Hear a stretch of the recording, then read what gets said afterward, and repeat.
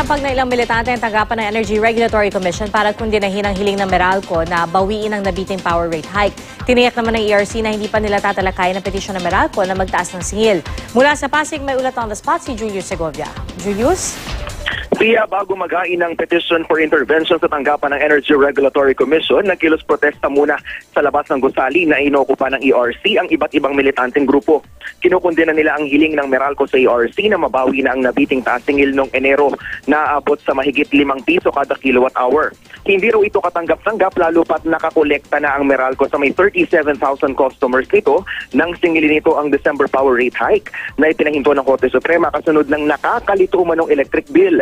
Matapos ang maikling programa, sama-sama namang nagtungo sa ERC ang leader ng Maralista sa pangunguna ni Bayan Muna Party List Representative Nery Colmenares.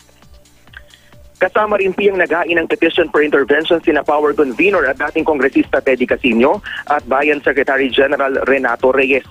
Wala raw basehan ang petisyon ng Meralco na mabawi ng 5 pesos and 33 centavos na rate hike noong Enero.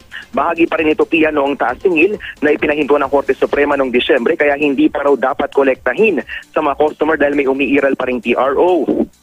Naniniwala ang mga petitioner na may sabwatan sa pagitan ng Meralco at mga power generator kaya sumipa ng husto ang presyo ng kuryente sa merkado.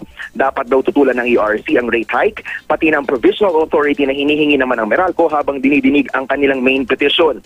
Sa isang dialogo naman, nanindigan ng ERC sa mga petitioner na hindi muna nila tatalakayin ng rate hike petition ng Meralco.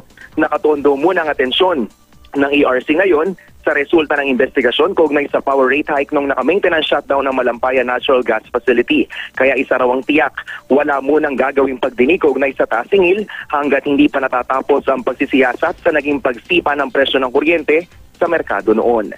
Yan muna ang pinakasariwang balita mula pa rin dito sa Pasig. Balik sa Pia. Maraming salamat, Julius Segovia.